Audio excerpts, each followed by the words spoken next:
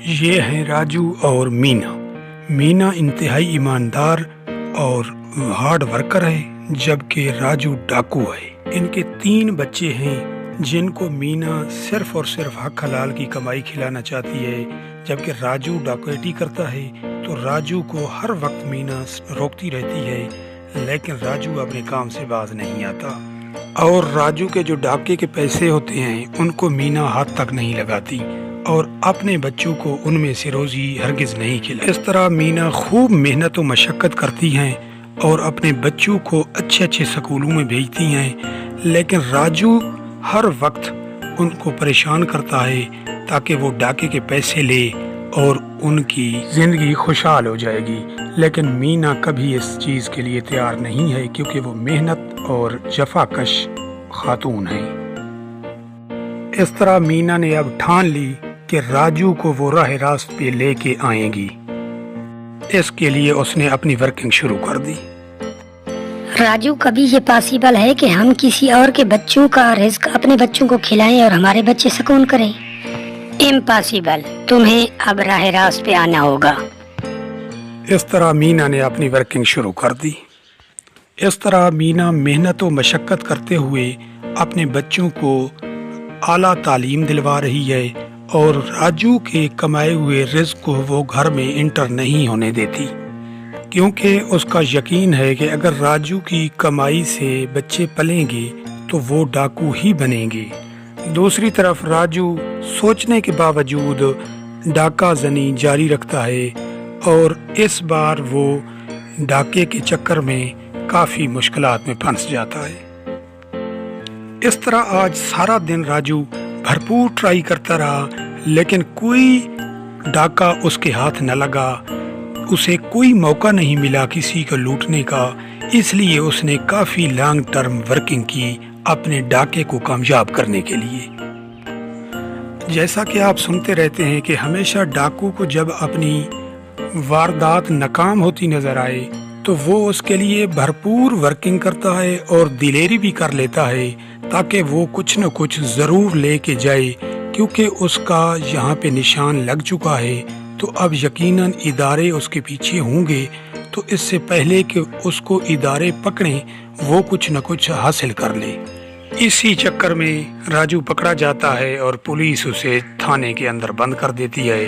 اب راجو جب سکون سے بیٹھتا ہے تو اس کو مینا کی باتیں یاد آتی ہیں۔ دوسری سائڈ پہ مینا کو جیسے ہی پتہ لگتا ہے کہ اس کے ہسبینڈ پکڑے گئے ہیں اور تھانے کے اندر بند ہیں، اس نے اپنے بچوں کو اس کا ذکر تک نہ کیا اور خود تھانے پہنچ گئی۔ کیوں نہیں آتے باز آپ ڈاکے سے؟ اب آپ کی کیا عزت رہی؟ آپ تھانے جیل میں بند ہیں، آپ کو نہ بچوں کی فکر ہے، نہ بیوی کی، نہ اپنی جان کی فکر ہے۔ آپ بتائیں کیا عزت رہی آپ میں؟ خدا کے لیے کچھ کرو، جیسے بھی ہو مجھے ایک بار نکالو۔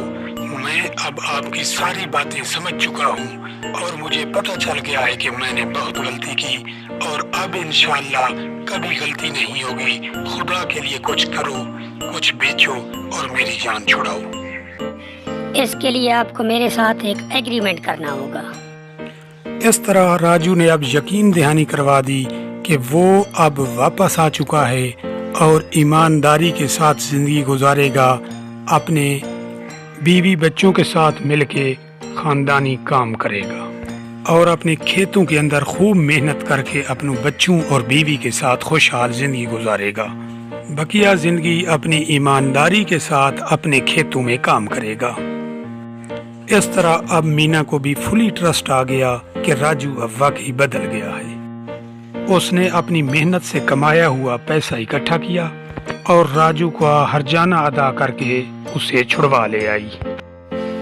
اب آپ کیسا فیل کر رہے ہیں؟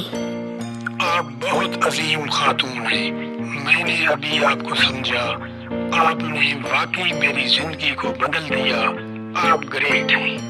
اب ہم دونوں مل کے کھیتوں میں کام بھی کریں گے اور مزید مشقت بھی کریں گے، اور اپنے بچوں کی اور اپنی زندگی کو آسان بنا لیں گے۔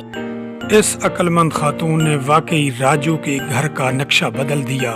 راجو جو ایک ڈاکیٹر تھا، جو چوری چکاری کرتا تھا، اس نے اپنی عقل مندی اور بردباری سے راجو کے گھر کو چینج کر دیا۔ اب صبح سویرے راجو کھیتوں میں جاتا، اپنی کاشتکاری کرتا اور وہاں سے محنت مزدوری کر کے یہ دونوں میاں بیوی اور ان کے بچے خوشحال زندگی گزارنے لگے۔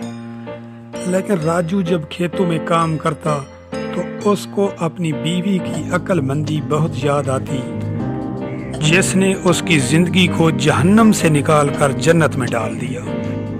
اس طرح اب راجو، اس کی بیوی اور اس کے بچے سب خوشحال ہیں، بڑی مزے کی زندگی گزار رہے ہیں۔ لیکن سچ کہتے ہیں کہ ایک عورت کو پڑھانا ایکچولی ایک خاندان پڑھانے کے برابر ہے۔ سو مینا نے یہ ثابت کر دیا کہ مجھے اگر میرے والدین نے تعلیم دلائی ہے تو میں نے اپنے پورے خاندان کو بدل دیا۔ امید ہے آپ سب کو پسند آئی ہوگی۔ Thanks to all.